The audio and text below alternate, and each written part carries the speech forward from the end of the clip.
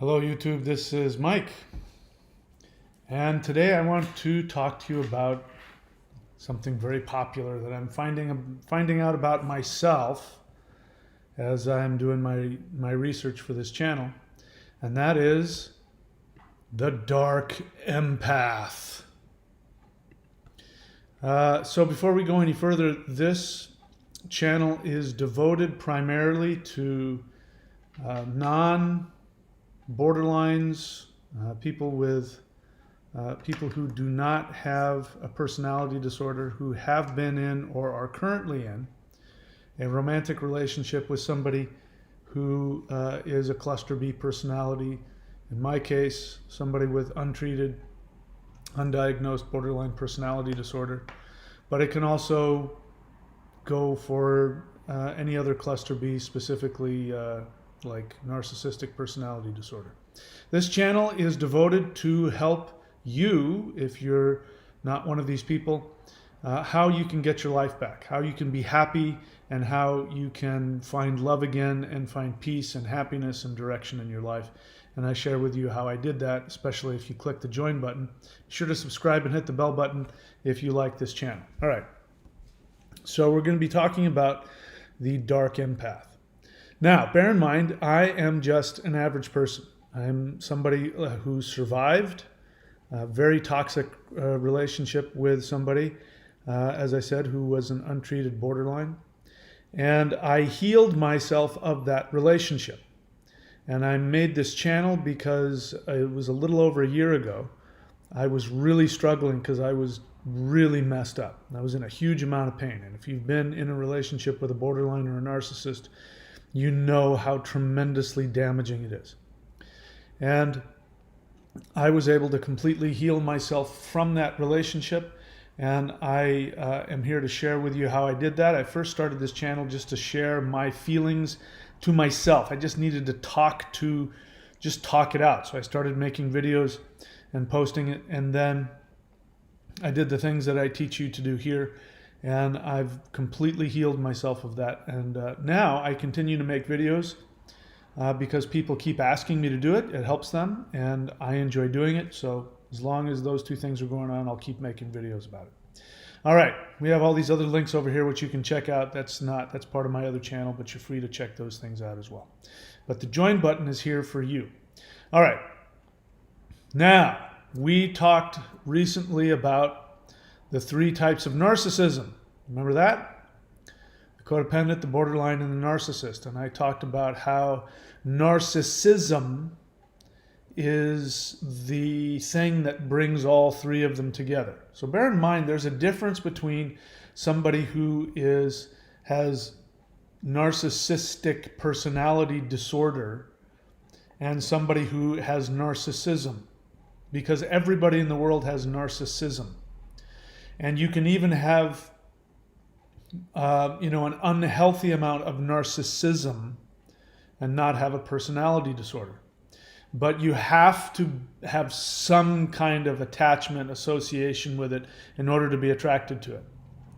So I keep seeing this dark empath thing, and the dark empath and the dark empath, and I've never heard this stuff before, but that's because, like I said, I'm only seeing this stuff simply because I've got this channel together, and the stuff that I did to heal myself has nothing to do with whenever you go on to YouTube and type in, avoid the narcissist, heal from the narcissist, destroy the narcissist. The majority of those, like 98% of those videos are going to be, in my experience, people who do not have any recovery and don't have any clue what they're talking about. And, they're usually, in my experience, what I've seen is they're people who are really trapped in their victim mentality. They're trapped in it.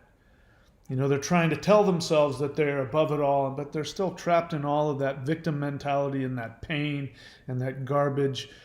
And so we've talked a lot about that. And one thing I kept seeing was this dark empath. Now, I had assumed that the term dark empath was something that was made up by, the victims running around, the professional victims running around talking about how to destroy the narcissist. And I actually found out that this is a term that has been coined in psychological circles.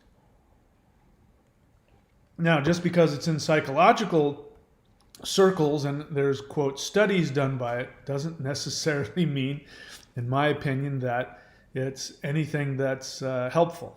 So my eyeballs opened when I saw that there was a study done. Maybe there's been more, but I heard about a study. And I can't remember exactly how the study went, but they were looking at a group of people and they found 20% of whoever it was that they were looking at were dark empaths. And so there's this strange thing about empaths are good, dark empath bad. What are they? And so in order to understand that, we once again have to look at what the definition of an empath is according to, what the hell was it? Somebody made a bunch of noise. Must have been a dark empath. What is an empath? So an empath is supposed to be somebody who has the ability to feel other people's feelings. Somebody who has the ability to be very intuitive, perhaps know what it is that you're thinking, know what it is that you're feeling. Somebody who is drawn to help and heal others. They have a lot of empathy. And in the popular parlance of all of this, there's people who like to create a scale. And they say on one end of the scale is the empath. Empath is good. That's the assumption. Empath is good. On the other side of the scale is the psychopath. Psychopath bad. Psychopath is supposed to be somebody who has no empathy. Empath is supposed to be somebody who has more empathy than most. And then if you follow that, somewhere in the middle is the average person who has some empathy but can turn it off. And yeah, they might give you a nickel if you're, homeless, but then they'll turn it off and go back to work. And, they have to do that. But the empath will not only give you money, but he'll sit down with you and give you the shirt off of his back, and maybe he'll even invite you in and cook you some food and maybe fix you, and you make your life a whole heck of a lot better because he's an empath or she's an empath. So that's the going understanding, is that the empath has a lot of feeling, has a lot of intuition, can feel your feelings, and your feelings will stimulate them to have those feelings with you. They're very malleable and very easily stimulated in order to share their feelings, etc., etc., etc. And then, of course, there is the psychopath, who has no empathy. This would be the serial killer, the cult leader, the person who has absolutely no feelings for anybody, and they see everybody as an object that they use, and they see you as a means to an end, and they have zero feeling one way or another, about you. They might even have nothing but malignant feelings towards you. Right? So this is the empath versus the psychopath. And then all of a sudden we have this new thing called the dark empath. So the dark empath is somebody who supposedly has the ability to have empathy, but may use that empathy in order to seduce you, victimize you, or has a lot of pain associated with it, darkness. And this kept coming up, that they have some kind of negative sense of humor, that they don't have a problem making fun of other people, gossiping about other people, destroying other people's reputation. And I thought that was strange, how you could come to that conclusion and say that they have a lot of empathy, but they have this tendency to have this dark humor, which is humor at other people's expense. Negative, destructive, aggressive. The dark empaths are seen more as being more what's the word? More of an extrovert as opposed to an introvert. An empath is usually seen as being very introverted because they're so sensitive. They don't step out. They don't make big displays of themselves. And then on the other side, you see the narcissist who's supposedly very extroverted and has no problem and no shame. And so here's this dark empath who has dark qualities and has this aggressive, negative, manipulative side to them, but they're also extroverted and they also have empathy. What is this? I have to say, this sounds like nonsense to me. It just sounds like pure nonsense. I'm not saying that these people don't exist. I just don't think it's what people want to turn it into. Because what you're describing is a covert narcissist. Now, before if you've been on my channel a while, you know what I'm talking about. If you're new to my channel, we have to define what a covert narcissist is. A covert narcissist is not what you've been told. The 90-something% of the videos that you see on YouTube, people talking about watch out for the covert narcissist, they want to tell you that a narcissist is this snake, this evil person who has no empathy and is this absolute psychopath who only uses people for their pleasure. They're these evil geniuses who pretend to be loving and kind, and they seduce you with this until they get you in their clutches, and then they devour you, and then you find out their true motives all along. They're covert, meaning they're hiding. That's not what a covert narcissist is. It's not what that means. This is, again, coming from the YouTube nonsense, which, I would say the people who say that are themselves covert narcissists.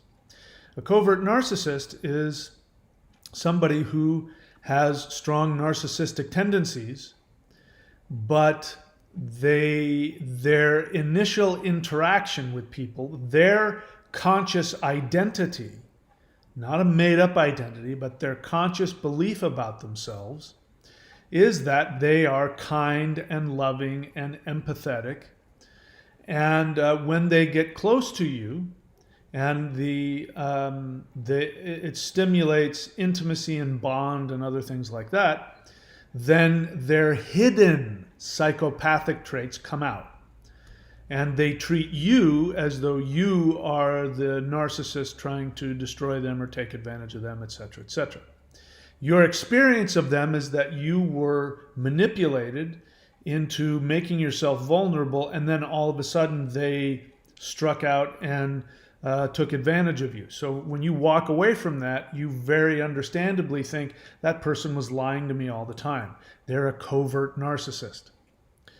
But no, a covert narcissist doesn't mean that they consciously think that they're narcissists.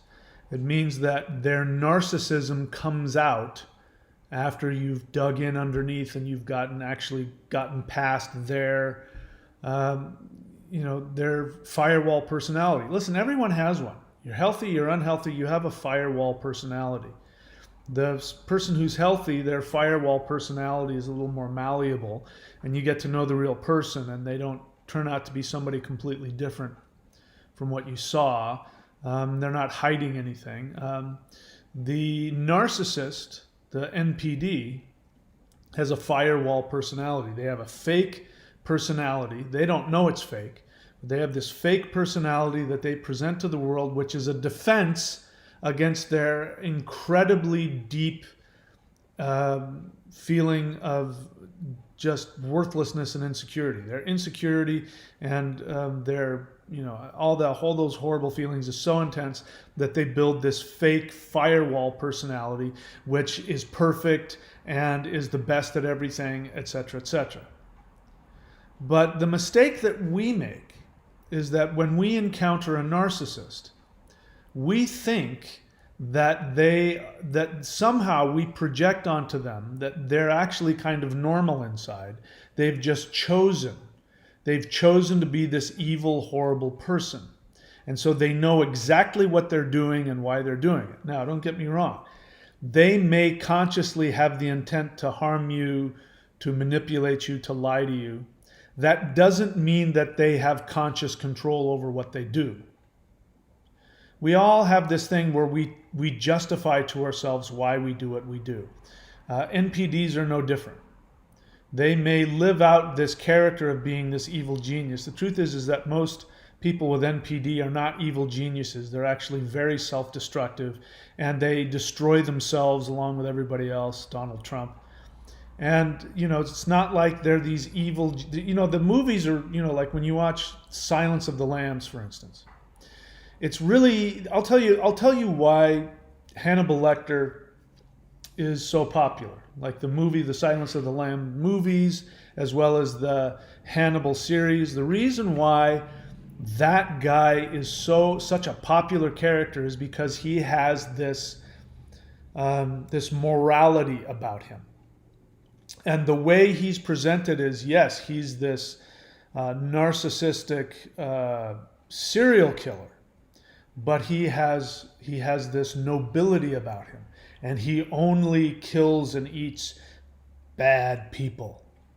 Now we look at it and we watch, we go, oh my God, he's so scary. But the reason why we watch it is because secretly we are projecting onto him, and we're enjoying the narcissistic idea of somebody who's absolutely has no weaknesses when it comes to other people's thoughts or opinions of them, and that you're willing to do absolutely anything. It's our narcissistic fantasy. We watch that because we have this hidden narcissistic fantasy where we want to get away with everything and be bulletproof and not let anybody's feelings bother us, but be so smart that we can get ourselves in and out of anything and accomplish anything. That's really what it is. He's a superhero. He's a superhero. He's an anti-hero because he also ends up playing out our unconscious desire to get revenge on all the bad people who've hurt us. That's why we watch it. That's why in those movies, Clarice, there's a new one out called Clarice. Clarice, he doesn't harm Clarice because he loves her. He's decided she's a good person. That's our projection because she's a woman. That makes her vulnerable, etc., etc. She has feelings. She can represent somebody who has all of our empathy and all of our feelings and is vulnerable, but we won't be hurt because the real evil genius will see that we are a good person and we have true morals, and therefore they won't harm us. It's pure fantasy. And it's pure projection. The truth is that serial killers are not evil geniuses. They might be able to get away with what they do for a really long time because sometimes they're really careful, but most of the time they have this tremendous unconscious desire to get caught because they have an ego that needs to be fed, and they want people to know what they've done. They are usually driven by impulse. They try and plan things out, but they can't. They whatever scams that they have, they end up destroying it. I wish I could remember the guy's name. There was a guy probably 10 or 15 years ago who ended up going to jail who was this salesman, and he had infomercials all the time about all these things he was doing. And, he finally, and he was ripping people off and, doing all this crazy, pyramid scheme stuff. And he was seemingly this really, good, crazy businessman, narcissist type. And then, he got caught. And he was told, you can't ever do this again. And he went out and said the same thing publicly and tried to sell the same thing. And he ended up going to prison. That is the narcissist. The narcissists are not evil geniuses. That's our projection. And we project that onto them, and I'll explain to you why as I'm going to look at some comments that have been left on the channel. But the reason why we need to see these people as evil geniuses is because on an unconscious level, we want them to realize the harm that they're doing to us, and that they will realize it and stop and change their behavior because they're choosing to do it. They'll choose to do another kind of behavior, and they'll choose to love us, and it'll all be okay. Anytime that somebody comes on here and wants to talk about justice, you know, the borderline needs to be held accountable, or the narcissist needs to be held accountable, you know, that has nothing to do, you know, there's no justice that can ever be done. Nobody can ever give you back what was taken from you. It can never happen. So the idea of justice is your narcissistic fantasy that they know what they're doing and that they're rational and that they can choose to love you if they want to. It really means that you're still waiting around for them to love you. And that means your parents. Because it's really not about the narcissist in your life or the borderline in your life. It's about your parents.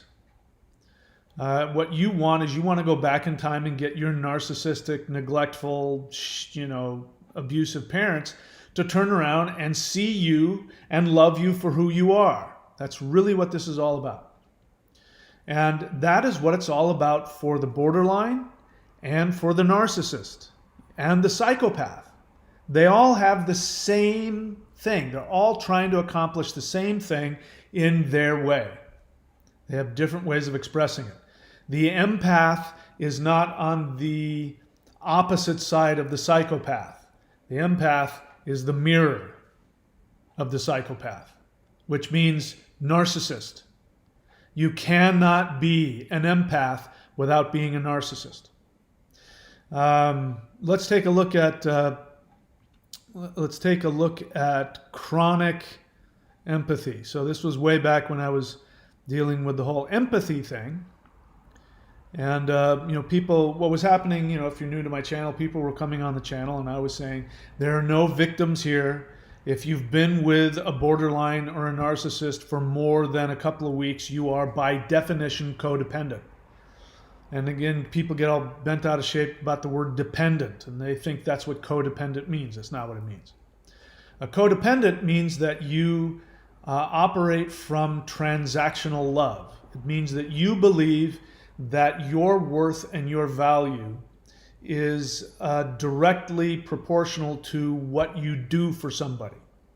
So you can be a codependent and be hate people and never talk to people at all because you know that, you know, people are always never going to love you for who you are, so you stay isolated, and that's codependent.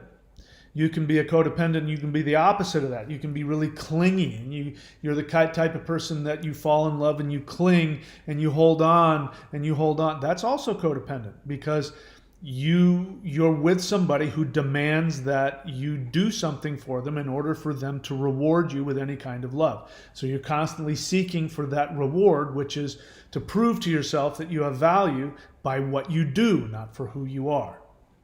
So there's no unconditional love there. And there's all kinds of things in between. So get rid of that whole idea of dependent, meaning I'm depending on you for my value. What it is that your idea of love is transactional.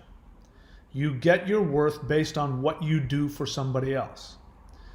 I was saying that if you've been with these people for more than a couple weeks, you're by definition a codependent, and you chose to stay. You've been with them for 6 months, you chose to stay for 6 months. You've been with them for a year, you chose to stay for a year.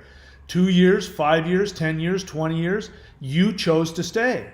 It doesn't matter how many, you know, paragraphs that you leave in the comments to me telling me what they did to you. I know that. I know they did that to you. I know they did it to you over and over and over again. I know it was horrible and horrific, and why the hell can they do that and live with themselves? But the fact is that you chose to stay, and you chose to keep going back. And that's why you're a codependent, because you kept choosing to stay in it. That's what makes you a codependent. And the average healthy person, once somebody experiences the devaluation and the harm and the betrayal and the hurt that these people, the borderlines and narcissists, when they do it to you once, you feel it. You've never felt anything that horrible and degrading and demeaning and so concentrated in your life. And so the normal person, first off, the borderline narcissist isn't going to be attracted to a healthy person. But assuming that they were and they survived that, they're going to go, man, this is really awful and you're not a healthy person. I'm out of here. You didn't do that. So in order to justify it, you call yourself an empath. You say, no, it's just I feel so much. I'm so intuitive. I care about them. I can see how much pain they're in. And, so you justify to yourself. In fact, you tell yourself you have abilities you obviously don't have. Because if you were truly this empath, and according to the definition, an empath is a very intuitive person. An empath is somebody who can tell when somebody's lying. I see that all the time. People who talk about those narcissists, and we have to destroy those narcissists, and I'm an empath. They'll go on and on about their ability to tell when somebody's lying to them. And I'm like, then what the hell are you talking about? How is it you didn't see them coming? If you're so good at picking out people's lies, how is it you didn't know in the beginning, according to you, they were lying to you the whole time? How is it you couldn't tell? And then people say, well, because then I get emotionally attached and that makes it difficult. That's called being codependent. When you get emotionally attached to somebody who is not loving you for who you are, but loving you for what you do, and that's what people do. When they want you to do things for them, they come at you as a salesman. And they show you their best side, and they appeal to your need, your greed, your ego. This what we call love bombing. Love bombing is nothing more than somebody acting in a transactional fashion towards you. They are loving you. They're doing all kinds of things to you that make you happy. They figure out what makes you happy, and then they go do that so that you will love them in return. They are telling you, I am somebody who lives by transactional love. Here, let me prove it to you. Let me massage your feet and give you the best sex of your life and cook you food and don't ask anything. And then tomorrow, of course, all hell's going to break loose. That's transactional love. So they came to you with transactional love. And that's what made you go, oh my God, this is love, because all you know is transactional love, unless you're healthy, in which case, again, the borderline and the narcissist is not going to be attracted to a healthy person. But if they were, they would start doing some kind of transactional thing. They would start to love bomb, or they would start to seduce, or they would start to do whatever it is that they do. And the healthy person would go, this feels creepy. You don't even know me. How can you love me? Why do you want to do that? You don't even know me. That's what they would say. All right. So an empath, I was going to get to my chronic empath list, which is, let's move the chronic empath list up here. Let's see, can I even do that? Chronic empath, can you move all the way up? Let's go. No. All right, I'm going to try this and then I'm going to give up. Chronic empath. Come on, man. All right, I'm going to give up on that. So you can see, anyway, never mind. I'm not going to waste my time on that. Let's just get to the comments. So on my channel, we've got some comments that have sort of helped me to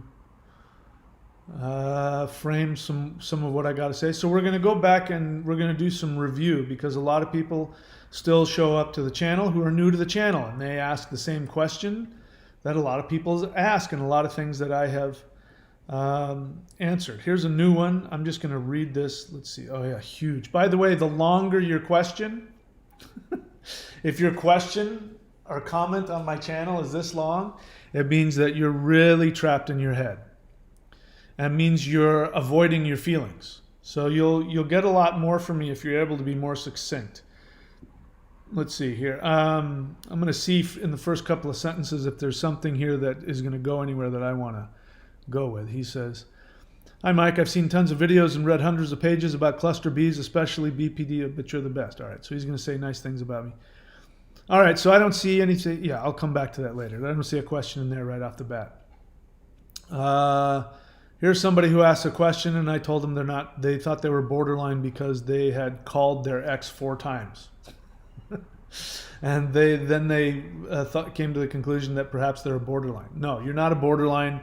You've just been in lockdown too long, and you probably have a little bit of codependence that's being stimulated. But no, you need some counseling, but no, you're not a borderline. All right, let's get to the question that I really want. So here's the one that I want. And I'll get to this, try to get to this stuff as quickly as possible.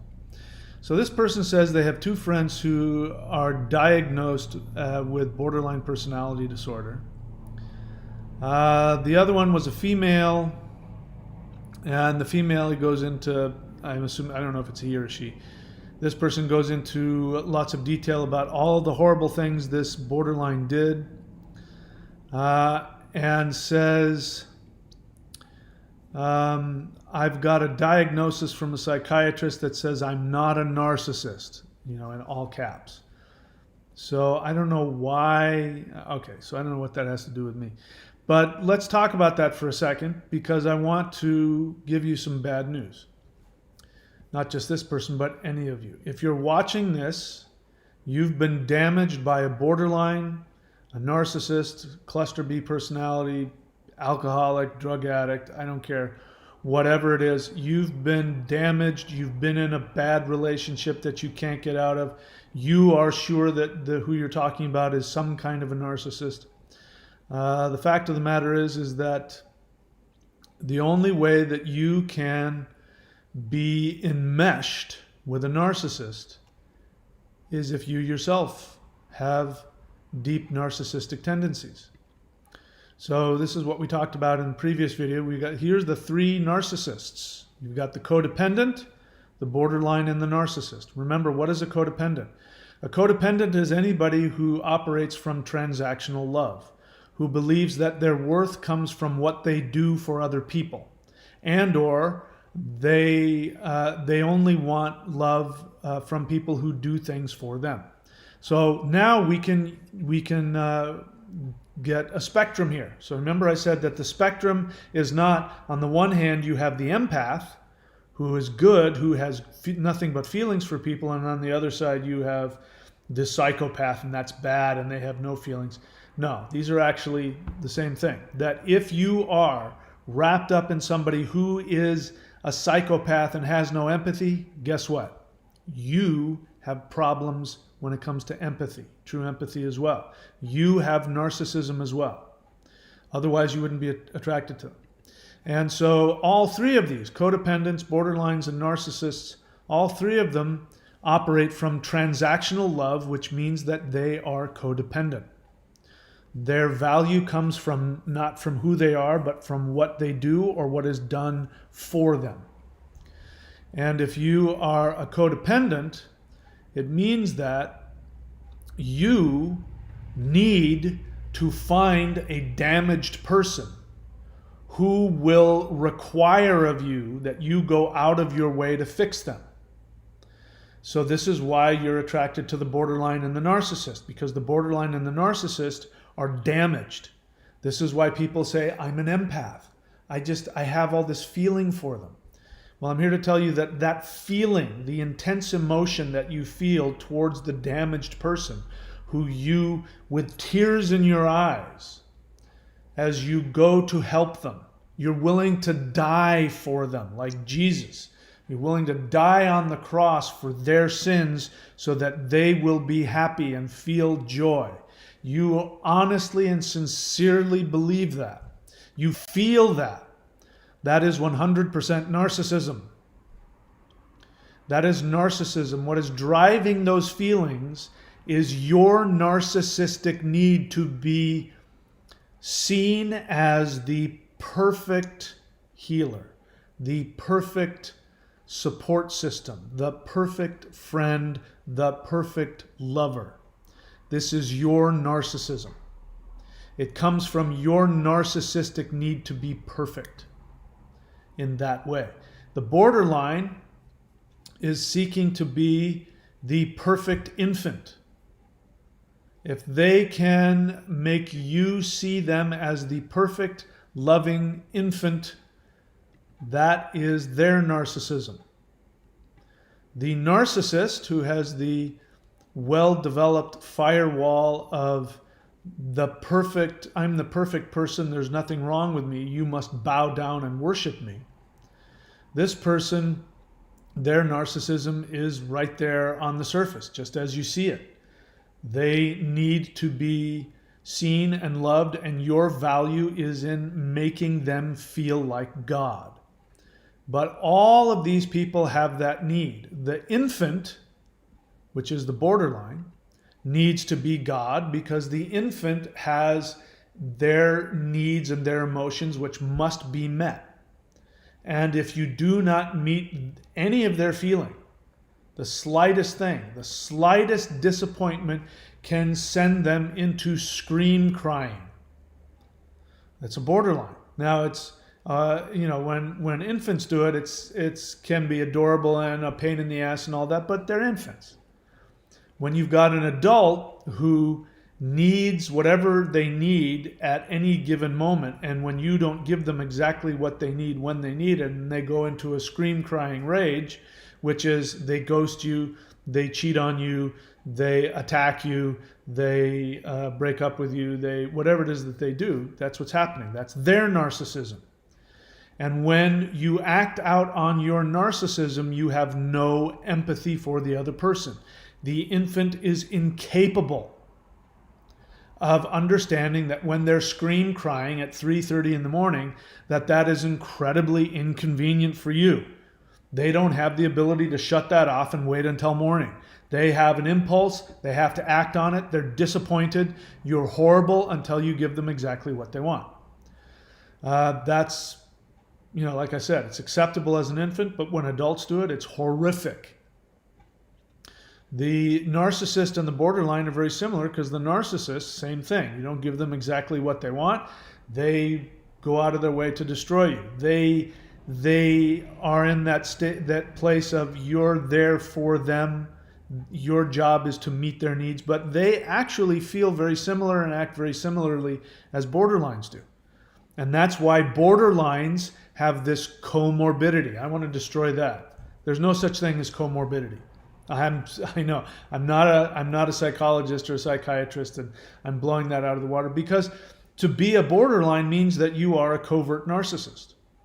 The borderline bounces back and forth between the narcissistic infant who needs to be loved and seen and cared for and nurtured and or needs to be seen as the perfect child when they're love bombing you, or they are disappointed with you, they're fearful of you, they think you're going to abandon them, so they destroy you, and they lose all empathy for you. In order to kill you in their mind, they lose all empathy for you. They become psychopaths. They say and do horrible things, and they justify it because in their mind, you're about to kill them. They think you don't have any empathy, and so they must now meet that psychopathy that they're projecting onto you. They must meet it in order to survive.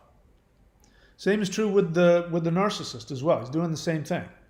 He just has a slightly different expression. So the borderline is a narcissist. So borderlines come on here and say, we're not narcissists. No, you are. It's just, it comes out differently. It's a different stage of, as Vaknin puts it, it's a failed narcissist. You weren't able to completely create that firewall personality of I'm perfect, you can't touch me. You weren't capable of creating that, so it phases in and out. When it's not there, you're operating from the love bombing stage. You love people. You're sweet, loving, kind, empathetic, intuitive, psychic, highly intuitive. Because babies are extremely intuitive. You don't believe me? Walk in a room when there's a baby in it and just start thinking really bad thoughts. Just as an experiment. Only do it for 5 minutes. Just sit next to the baby and start thinking really horrible thoughts. That baby's going to start crying because babies are all intuition. They're just all energy and they can feel everything. Dogs are the same. My ex-wife years and years ago, 10 years ago, she was a dog trainer and she had dogs and they were my dogs too. And I remember once I came in and I sort of went blank and I just let myself have this dark feeling come over me, and I didn't change anything, and the dogs started growling and barking as though I was a different person. Very intuitive. So borderlines are dark empaths. You want to put the perfect dark empath? It's called a borderline. Narcissist, dark empath. Codependence, dark empath. So let me get to a dark empath question. So I was going to get to this one post, but it's too huge. I'm not going to go into that. Okay, let me just see if I can find it. Should be right here. Here it is. So this person asks a question. I can tell by the question you haven't been on my channel very long. Welcome.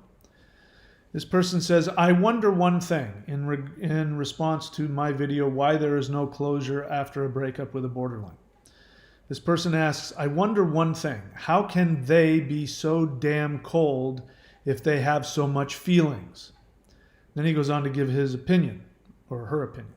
I think that it's not real feelings. It's just selfish feelings and not real. And the words love of my life, it's just crap when they say it. Sad but true. And then I say, is this a question or a statement?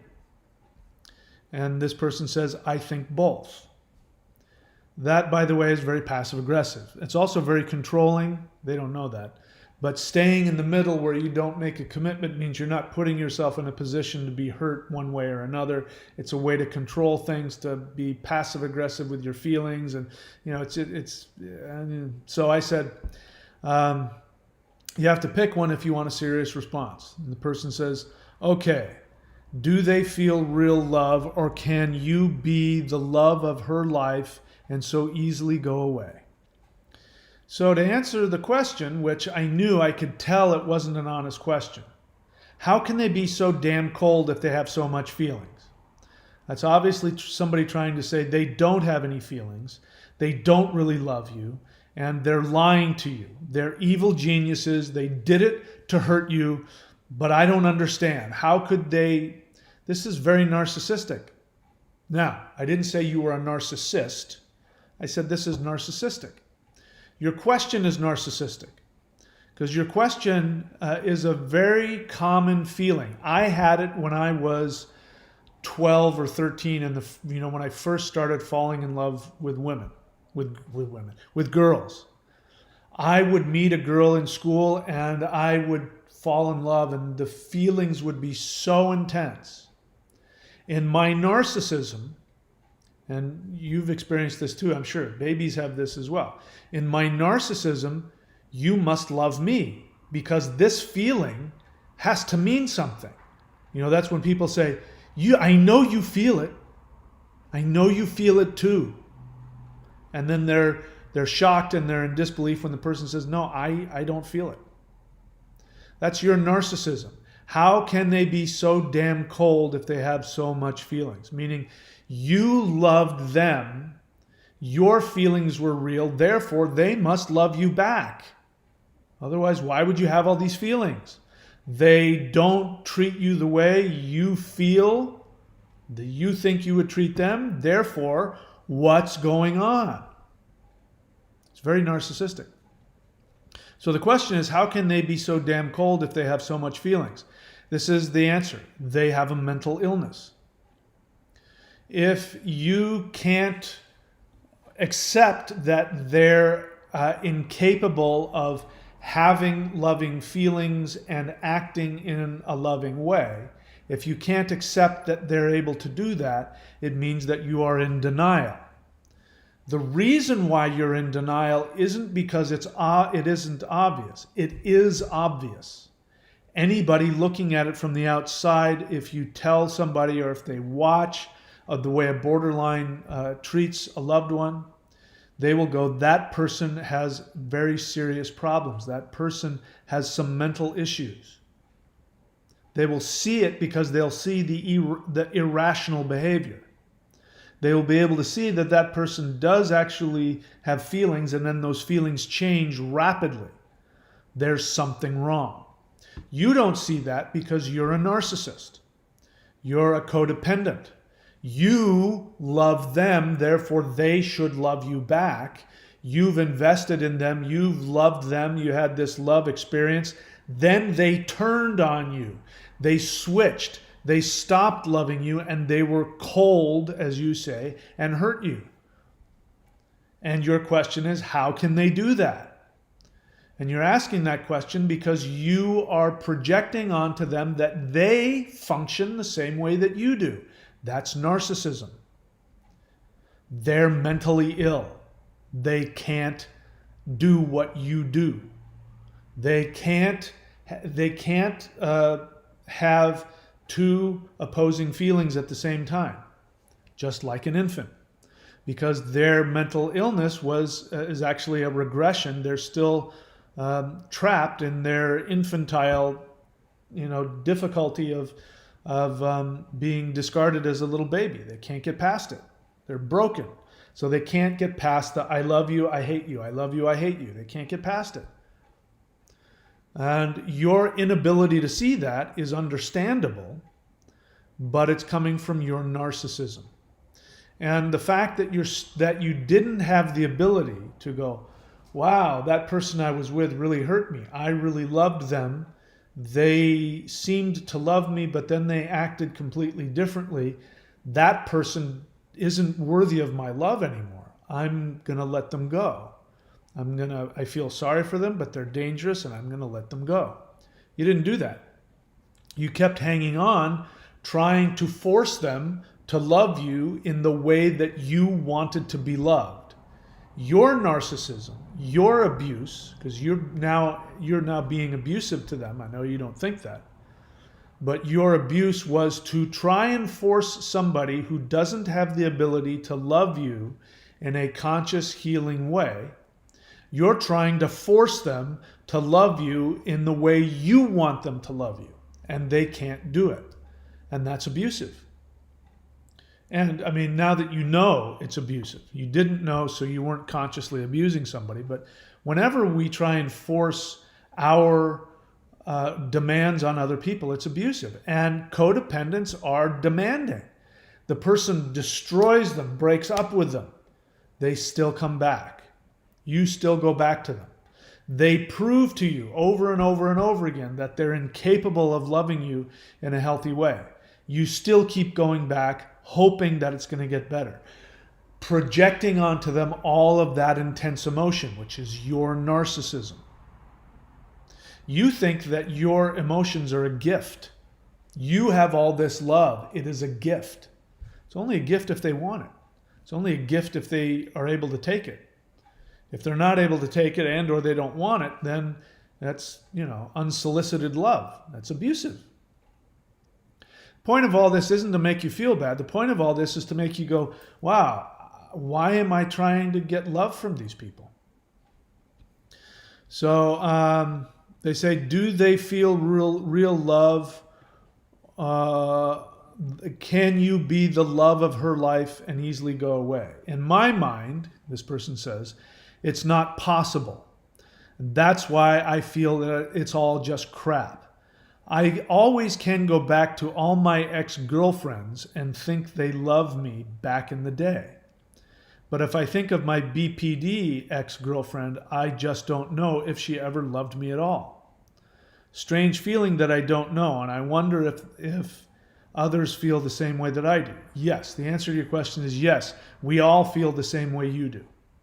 We all have that. That's why you responded to that video of why there's no closure, because this is what you're talking about. I don't have any closure with them. But what's interesting is what you're focusing on. And you're not focusing on what's practically empowering to you. What is practically empowering to you is not the question of, did they love me? That's irrelevant. The real question you should be asking is, do they love me now? And is there anything that I am gaining from this now? And the answer is no. So what difference does it make?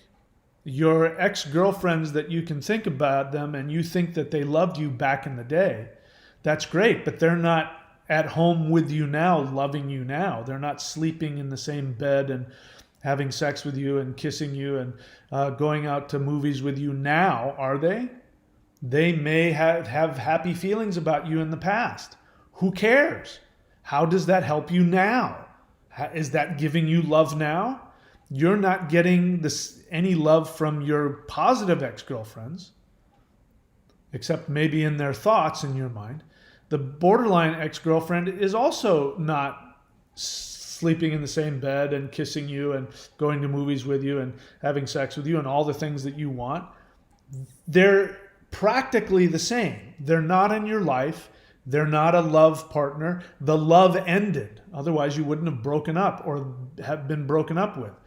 So really the only thing that matters to you right now that's causing you all of this pain to such a degree that you have to come onto my channel and leave a comment is the thought of, did they really love me? But the truth is that it won't matter if I tell you, yes, they did really love you, because you say,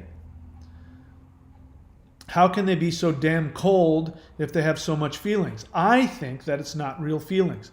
So you need for it not to be real. You need for them to not have really loved you so that you can then access your sociopathic nature as well, your psychopathy, which is lack of empathy. If you think that they loved you, you're now struggling with empathy. You'll have empathy for them. Wow, they really loved me. Why did they do that? I get that one.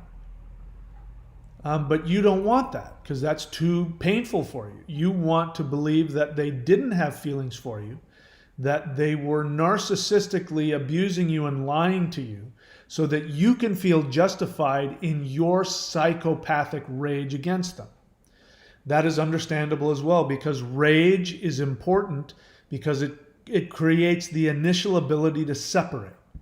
But your inability to let go of the rage, which I'm sure happened in your previous relationships that you say, I can think about my exes who I think loved me back in the day. You're obviously not in communication with them because you'd pick up the phone and say, hey, do you remember when, yeah, you loved me back then, right? Yeah, okay, I just wanted to make sure. You're obviously not doing that because you're thinking, I think that they loved me back in the day. Again, what difference does that make? That's your narcissism to need to feel that way. But if I tell you the borderline has a mental illness, which means that, no, she really loved you. Not only did she love you, she loved you so much that it broke her. It made her snap, and it made her act like a psychopath. If you accept that she has a mental illness, you'll go, ah, and then you'll have empathy. And you'll go, oh, how sad we couldn't be in love, but I get it. I would do the same thing if I went through what she went through. But you're not doing that. You're being a psychopath, which is everybody does this. Everybody has psychopathic. Whenever you break up with somebody and say, I hate them, they're wrong for me, we weren't ever meant to be together. Or like some people, have you ever done this? You know, it's not working out. I don't think I want to date you anymore, but we're cool though, right? We're still friends, right? You still want to be friends? That's psychopathic. It means you have no empathy. To say that to somebody who's still in love with you, who still wants to be with you, and you say, yeah, but it's not working for me. You know, can we just be friends? We can still be friends, right? God, it's not a big deal. People do that all the time who aren't narcissists or borderlines. They have to turn their empathy off in order to break up with somebody. Happens all the time. Borderlines and narcissists are much more extreme about it. So your need to make the borderline out to be an evil person who manipulated you and used your love but never really had any feelings for you is your need to create your psychopathic lack of empathy. Because the lack of closure comes from, because they have a mental illness, they don't operate like normal people. What you're saying here is, I can understand my previous girlfriends. I think that they loved me back in the day, and I understand why we're not together anymore. I get it. I don't understand why the borderline broke up with me. I don't get it.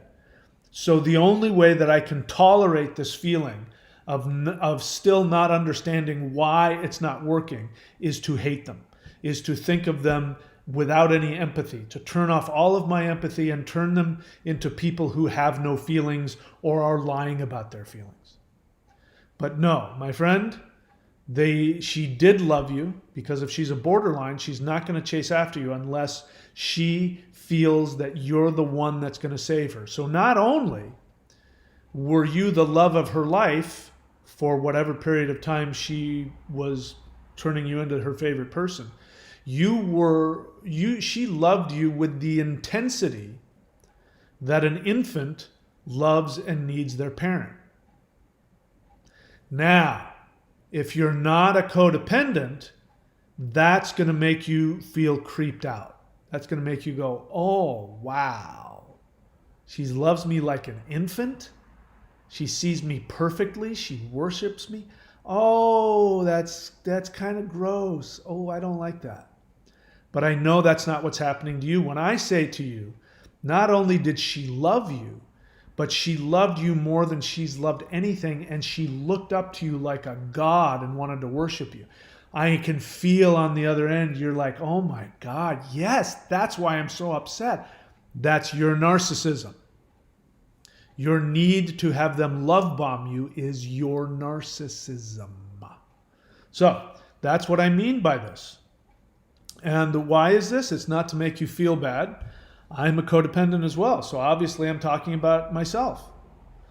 And here I disagree with Sam Vaknin, who I haven't heard everything he's had to say about codependence, but I heard him say something to the effect of, if you are currently living with a narcissist, it doesn't make you an inverted narcissist. And I disagree. I think in order to be in a relationship with a borderline or a narcissist, you must be an inverted narcissist. Maybe you're not a full-blown, covert, psychopathic narcissist that is the professional victim. Most of the people who have those channels about destroying the narcissist are full-blown narcissists. And they're inverted in that they get their supply is by debasing themselves and making themselves doormats for the narcissist, and they're going to be the perfect doormat so that they will be indispensable, so that the narcissist must come to them for their supply. That's where the inverted narcissist gets their supply. Maybe you're not that far down, but I'm willing to say the longer that you were with the borderline, the closer you are to being a full-blown inverted narcissist. I was with mine for a few months. So my inverted narcissism didn't last as long, and that's because I'd been in 12-step groups for almost 40 years and been in therapy for 25 plus years. And so I had the ability to look at myself and go, oh my God, I am totally in codependent hell. This is my doing. I sought this out. I need help. And that's why I did the things that I did. All right, so I've babbled long enough, but the point is that the dark empath is nothing more than an inverted narcissist. And I don't know what these psychologists are doing, creating this whole thing of the dark empath. I'll shut up with this, because here's one of the things that they use. Again, psychologists and psychiatrists sometimes get lost in their own intellectual garbage, and they make up, just because something has a fancy name next to it doesn't mean that it has any truth to it. It sounds good, but it doesn't necessarily mean anything. And so they say there's two kinds of empathy. There's affective empathy and there's cognitive empathy. And that's bullshit. It's just pure bullshit. There's empathy and then there's not empathy. The empathy is when you have the ability to feel somebody else's feelings. You're able to go, when they cry, it makes you want to cry. When they're happy, it makes you want to laugh. That's empathy. And it's happening on an emotional level. That part of your brain is working. It's a way of connecting with them. That's empathy. And it's not affective empathy. It's just empathy. It means emotions. So this idea of cognitive empathy is that you don't have any feelings, but you can sort of think about, what would somebody be like? That person is crying, so let me figure out how would I act if I wanted that person to feel like I was sympathizing with them. Then you go, oh God, that's so horrible. You don't mean any of it. Oh, that's so horrible. I feel what they call crocodile tears. Cognitive empathy is nothing more than bullshitting somebody, pretending that you have feelings you don't have. That's a narcissist. That's a psychopath. So this idea that there's this person out there who has empathy but acts like a narcissist, and this strange, we really don't know what it is, it's nonsense.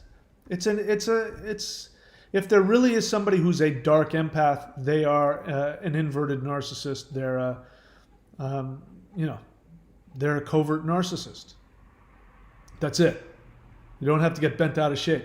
If you want to believe that you're a dark empath, I'm willing to bet that you have this overwhelming feeling of justice, that when the narcissist hurts you, you must get them to own up to what they did, or you're going to get them to pay for what they did. That's called narcissism. That's what the inverted narcissist does. When the inverted narcissist, when the dark empath, the super empath, the heyoka, all the same shit. Whenever these people aren't able to get their supply by being the perfect victim codependent to the narcissist or the borderline, when the borderline or the narcissist finally gets bored with them and discards them, then they get this overwhelming sense of justice and they become the super empath. Right? We've already talked about that. The super empath. Then they become the super empath. Where is that? Where's my super empath? Is she down here? They become the super empath. They get laser beams in their eyes and they go to get justice. And somehow there's a difference between the empath who's going for righteous justice and the narcissist who's going to destroy somebody who disappointed them. I don't see a difference because there is none. It's the same thing. It's the same garbage over and over and over again. All right, so the point of that, again, is not to make anybody feel bad, but to get you to focus on, do you want to be happy? Because if you want to be happy, then you're going to have to drop any victim mentality and take full responsibility. And that also means being willing, when you're ready, to completely understand and accept and have empathy for the person that abused you. That includes your parents. That includes your borderline or narcissist ex.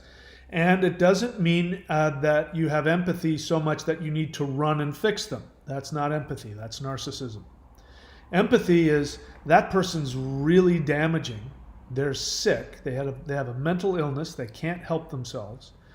But I can see, based on what I know now about their illness and about what they lived through, that they really did love me. They really wanted more than anything for this to be bliss for both of us. They wanted to be the most loving, kind partner there ever was, and they really tried to do that, but the intimacy frightened them to such a degree that they, in their mind, they had to protect themselves, and so they became a psychopath, and they did a bunch of really hurtful things.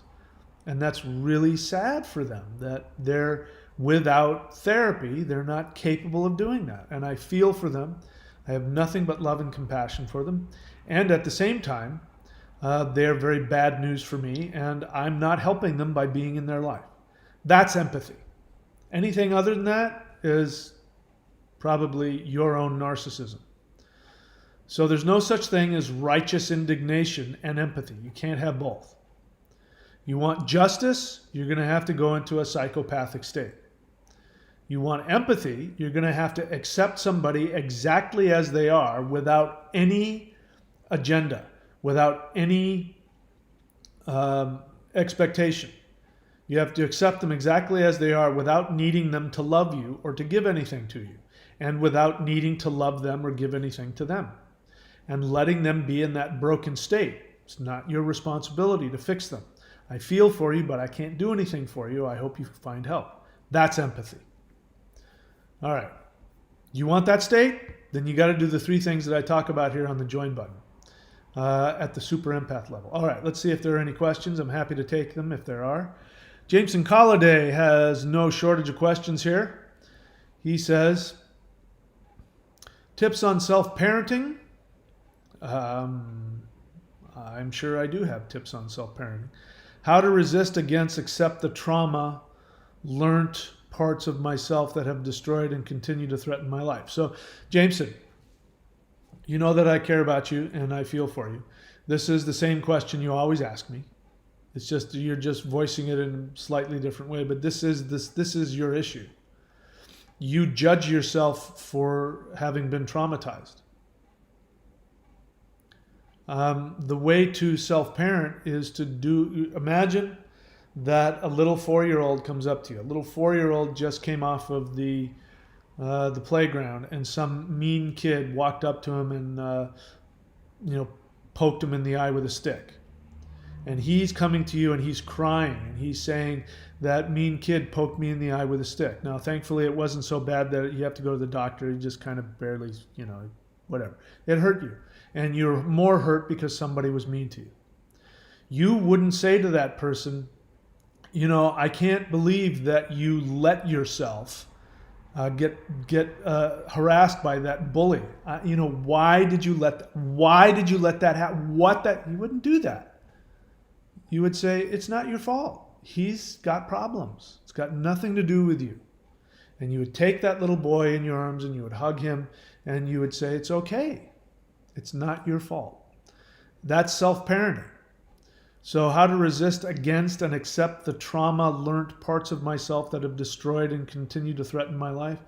So you have been damaged. And the way that the symptoms of that damage, as you put it, is that you destroy and you do self-damaging things. I mean, we all do it. Maybe somebody smokes, somebody drinks, somebody gambles, somebody gets involved with borderlines. I don't know. Something. Self-damaging behavior. You've been trained to do that. You know that. That's your transactional love. Your transactional love with your borderline mom. I know, Jameson. Your borderline mom trained you that in order to get her love, you had to be the scapegoat. You had to be willing to take the abuse. Your job was to show up every morning as a little kid and say, reporting for duty, Mom, what should I feel guilty for? What projections do you have to throw on me that I need to take responsibility for today? And that's all you're doing. You're just saying that you do that. That you need to let yourself be a human. And that's what happens to humans when they've been trained by borderlines. That's your job. It's going to be painful. When you start to treat yourself well, you're going to feel a lot of guilt and shame. Because if you treated yourself well as a kid with your borderline mom, she would have found a way to make you feel guilty because that would have threatened her because of her illness. So you're going to have to parent yourself. Again, little kid comes and does that. You teach them that it's okay to have all of their negative feelings. You say it's okay to be hurt. And does that make you mad that he did that? And you say, yes, that makes me so mad. I want to go beat him up. You say, of course you do. He was so cruel to you. That's totally okay to have that feeling. But we're not going to do that because that's only going to cause you more problems. And we want you to be happy. So is going out there and picking a fight with him going to, in the long run, make you happy? No, it's not going to make you happy. It's going to get you in trouble, right? Right. So it's okay to be mad, but we're not going to do that. That's what parents do. You have to do that to yourself. And again, that tapping mantra, even though I have this feeling, I thoroughly and completely accept myself. Sometimes you don't have the ability to sit yourself down and do all that self-parenting. So you can just say, even though I have this feeling, I thoroughly and completely accept myself. And you'll find that when you say that, you'll be able to take constructive action in your life and you won't have to be trapped in this. Okay? See what else. Jameson Colliday question, core 1 of 3. So again, I haven't read it, but I'm willing to bet, lovingly, that you're going to repeat yourself. So let's see. Failure over the years to not only recognize, but also do the work necessary. So in order to recognize your failure would mean that you were perfect. So what is contractual love? It means that you have to be perfect in order to gain the rewards. So now you're being abusive to yourself. I know that's your thing. Oh no, I'm doing it to myself again. But that's your thing, is you have to be perfect. And the way you want to be perfect now is to recognize every time you do it wrong. And it's okay to make mistakes. Man, the little 4-year-old made a mistake. There was a big test and he failed the quiz. He tried, but he didn't understand whatever the test was about, and he got his first F. And he comes running to you and he says, Daddy, Daddy, I got an F. I really wanted to do good in this. And you go, it's okay, you're learning. Or you say, maybe that's not your strong suit. Are you good in science? Yes, I'm good in science. Okay, so you weren't good in the arts and crafts? No, I wasn't good in the arts and crafts. That's okay. It's okay to make mistakes. It's okay. Nobody's perfect. And then you go, whoa, nobody's perfect. And that's what makes me love you. Because if you were perfect, I wouldn't find ways to find what's unique about you. You just do that with yourself. So now you're saying, my failure. It's not just like you made a mistake, or you didn't say, I was making progress and I made a mistake. You are only focusing on where you made a mistake, which is a complete failure. So that's contractual love. You either do it perfectly or you do it horribly. You're either a winner or a loser. There's no in between. What did Donald Trump say when he lost the election? At some point he tweeted, okay, so I'm not going to say I'm a loser, but I'm just not a winner. I mean, he couldn't even tolerate saying, yeah, I lost the election. So much so that he created, what you saw he did.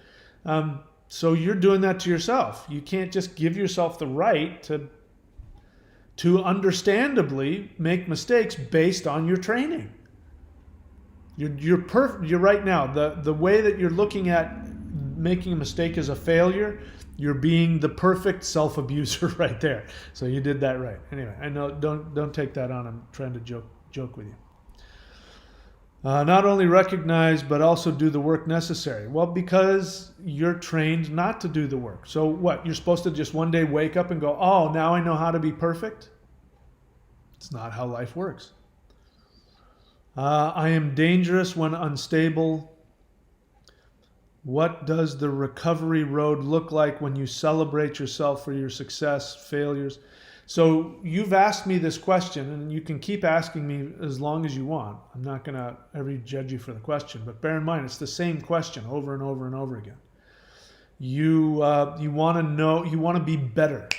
Because if I tell you, here's what it looks like when somebody is in perfect recovery, the way a perfect recovery, when they're, I'm in recovery and this is how I do it perfectly every time, you're going to want to go, okay, that's what that looks like. Okay, so that's how I'm going to feel. So that, again, you're trying not to feel.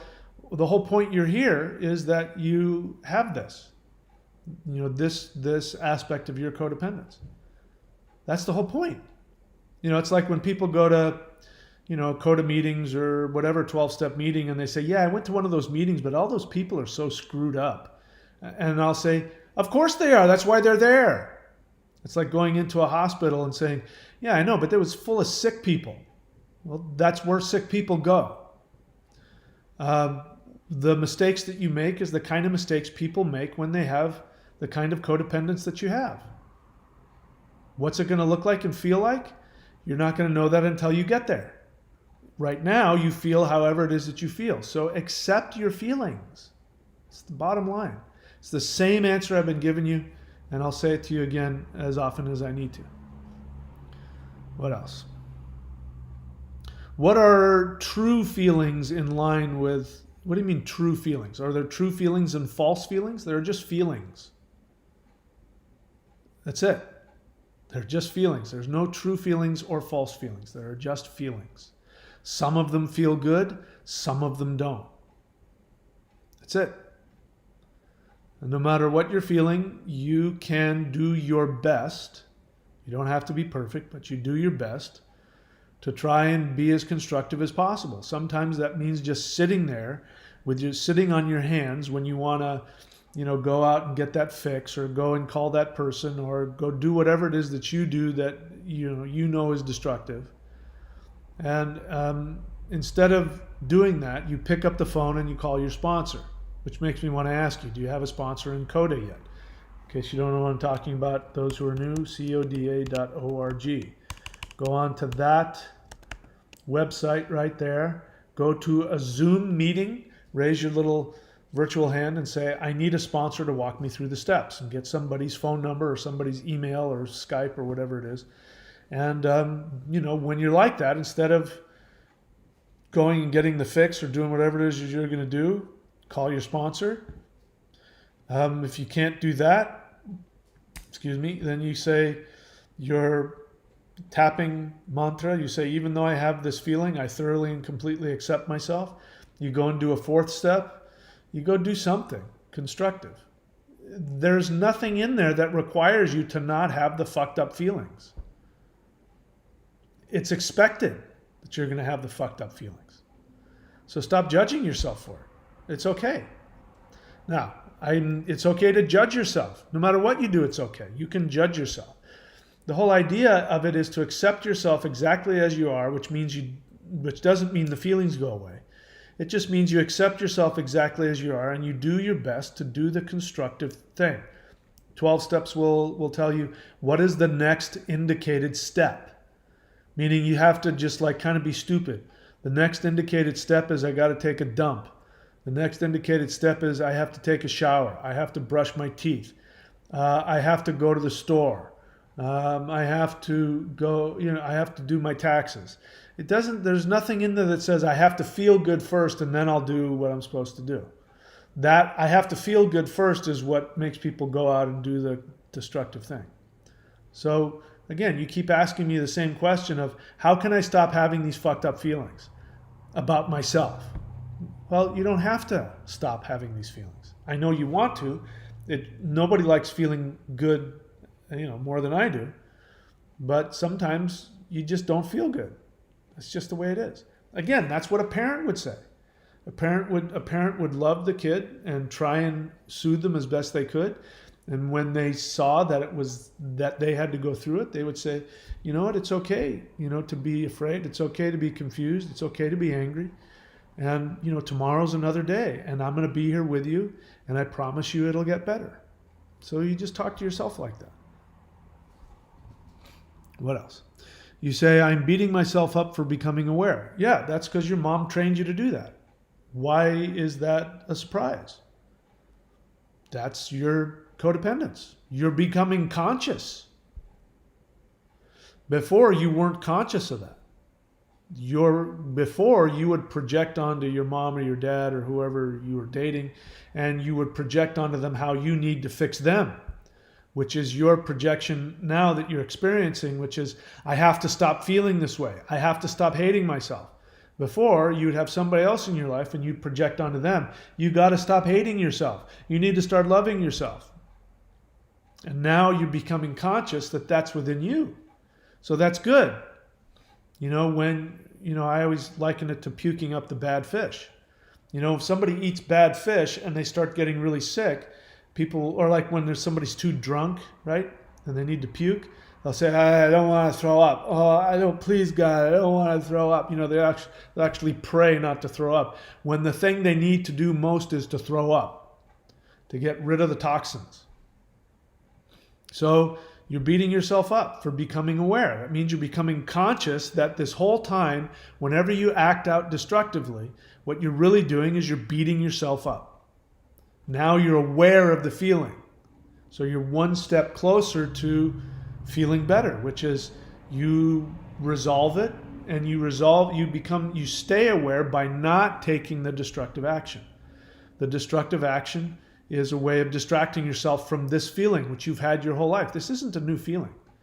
You've had this ever since you were an infant.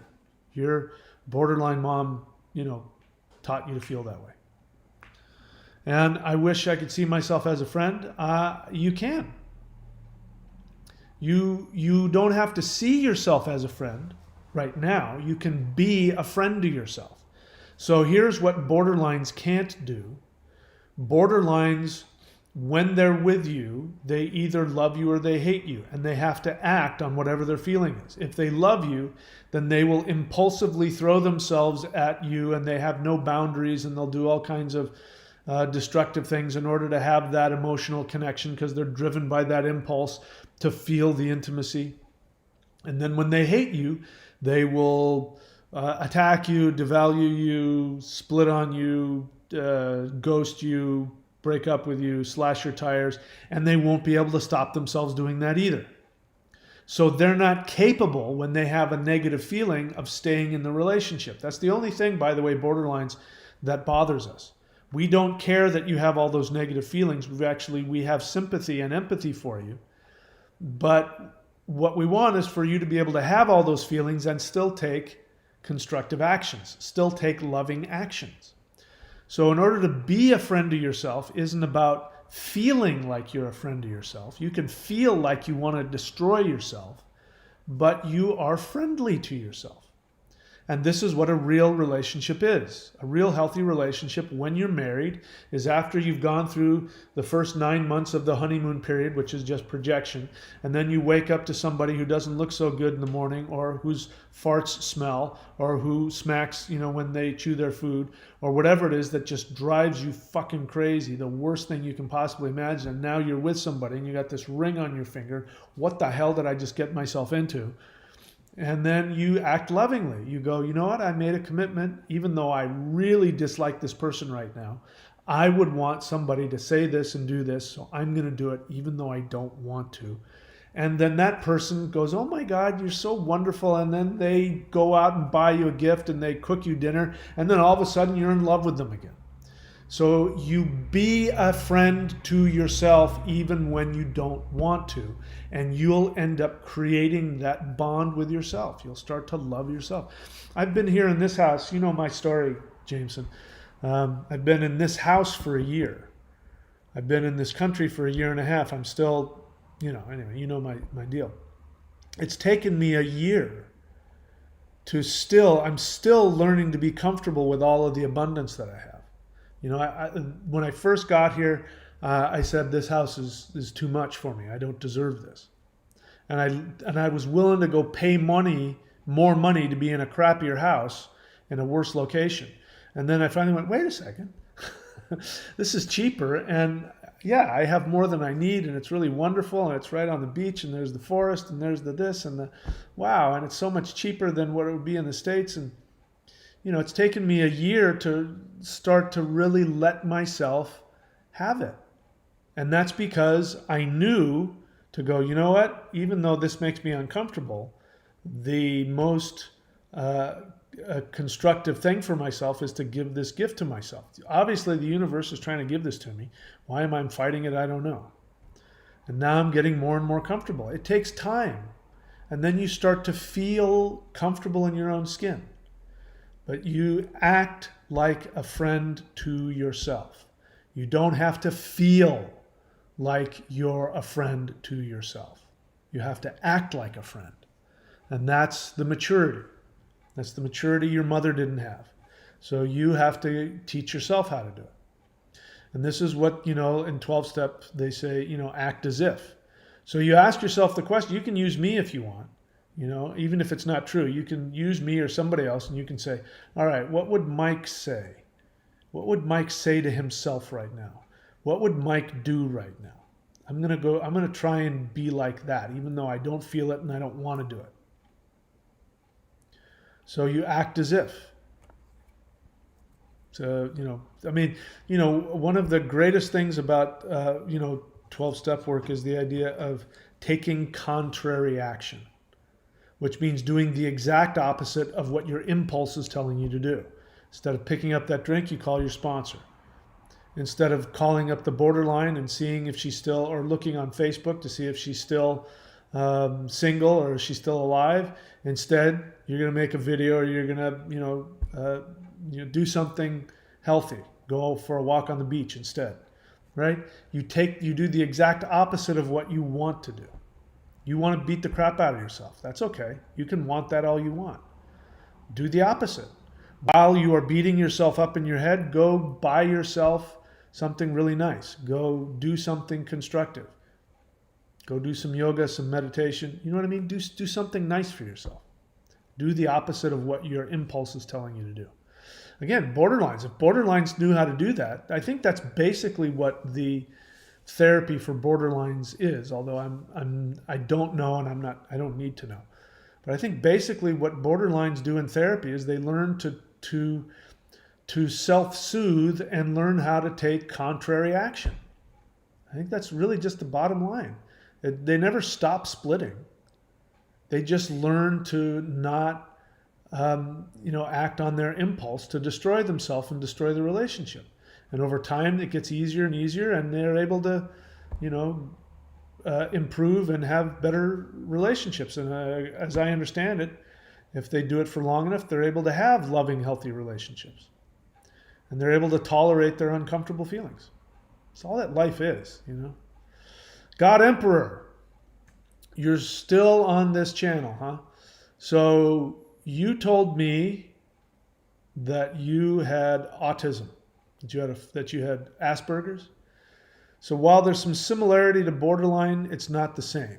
So let me read your question and see if this is something that we can talk about on this channel, because we're talking about codependence here. You say, question, how do I accept my feelings for the person I cannot have and not avoid or suppress the feelings? You just answered your own question.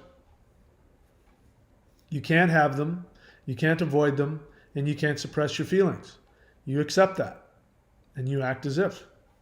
You don't have to change your feeling. Your feelings are your feelings.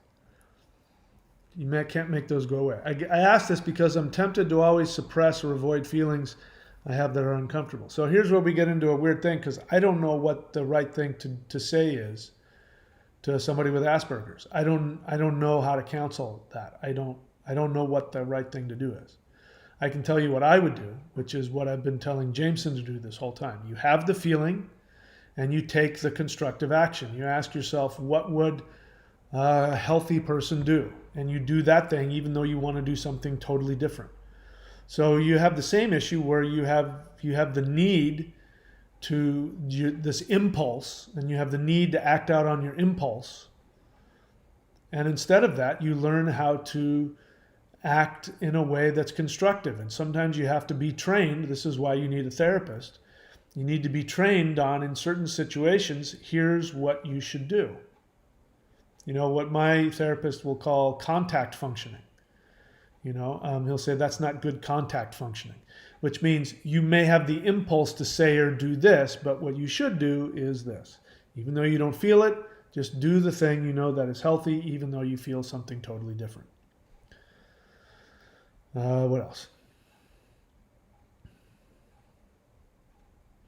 He says, I believe Mahadeva, that's one of my names, would become aware of his unconscious feelings and get power from that. Well, that's, again, how would I become aware? I'm here to tell you that I'm not unaware of my unconscious feelings. What the hell is that? Because unconscious means you're not conscious of them. So I have unconscious feelings as well. But you're right. What I would do is I would do things like call my therapist. I would call my sponsor. I would ask myself the question of what would I want if I were that other person. I would try to, even though I wanted to do something that I knew I couldn't make the feelings go away. In your case, I'm in love with that girl next door, and oh my God, she's so hot, and everything in me wants to go and be with her, but she's dating that other guy, and I want to slash his tires. Well, I can't do that. So what's the constructive thing to do? I don't know. I have to call my sponsor and find out. I have to talk to my therapist and find out. I do the best I can. But just being able to tolerate having an impulse. But again, if you've got Asperger's, that's a whole other deal, and I don't know how to deal with that. Again, borderlines, they have their own way. They have DBT therapy or whatever the hell it is, and mindfulness therapy, and I don't know what that stuff is. So I don't know. I'm not here to tell them how to do things. Just like, for you, God Emperor, you need a therapist who knows how to deal with Asperger's. I'll tell you what I think, but, maybe it's helpful. I don't know. But I can't magically become aware of my unconscious feelings. I have to do the work like everybody else. And if by doing the work, I become aware. So as time goes on, I will have more awareness of what used to be unconscious. But I don't know what's unconscious in me right now. And I have unconscious feelings now, just like everybody else. James can call it a partial response. This is so good. I genuinely laughed deeply at the part when you spontaneously made a joke, and then the fact that you had to say that afterwards made me laugh more. Thank you for all. Okay. I'm glad that I was helpful. All right, so are we done? I think we're done. That's something my dad said to me on my birthday in college. It just reminded me of that. It was just, that what would my parents do? My parents would forget my birthday since I was a little kid. As a kid, they'd forget my birthday. It was horrible. I'd just walk through life. My parents forgot my birthday. It was horrible. And then I'd be in college and the same thing would happen. My birthday would come and go. I wouldn't hear from anybody in my family. And then a week later, I'd hear my drunk dad on the other end of the phone. And I knew that my mom had told him to call me.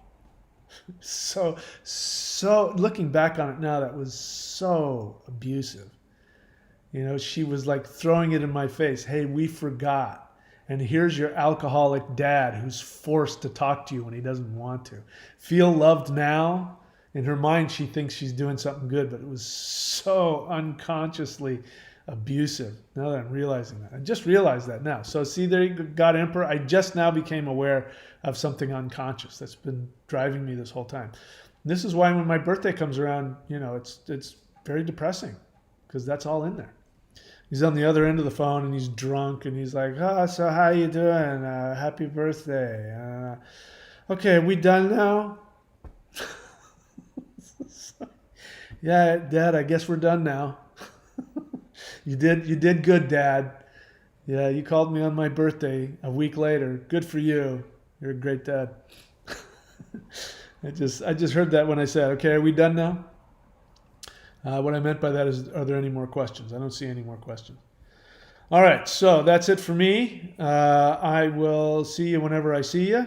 And so if you want what I have, if you want to be completely healed from your destructive, borderline narcissist relationship, if you want to be completely healed from that, not healed from your codependence or whatever else. That's a lifetime thing. But if you want to be healed from the relationship, you don't want any pain, you don't want to be sad, you don't want to be angry, then click the join button here and subscribe at the super empath level. And there are members only videos where I teach you exactly what I did. And the 3 things I can tell you what to do is I don't care if you're still living with your borderline or if she bailed on you. You need therapy. You need coda.org, coda.org. Go to a meeting, start working the steps, and you need daily meditation. I teach you meditations on that, which helped me to see things objectively, which is really important, to be able to see your feelings objectively and not, be able to see through it. That's really important. And then, of course, subscribe and hit the bell button. Smash the like button so that other people will like it. And then the 90-day challenge, you can go to thunderwizard.com, see what that's all about. I won't tell you about that. And we've got other links up here if you're interested. This is my other channel, a bunch of other stuff that I do, but you're welcome to take a look at it if you want. Main thing here for you is click the join button at the super empath level or above. And that's it. I hope you're all doing well. Stay safe. And I will see you when I see ya. All right. By the way, good for you, God Emperor. You're doing meditation and you're in the process of getting therapy. Good for you, my friend. Keep doing that. All right. I'll see you guys when I see you.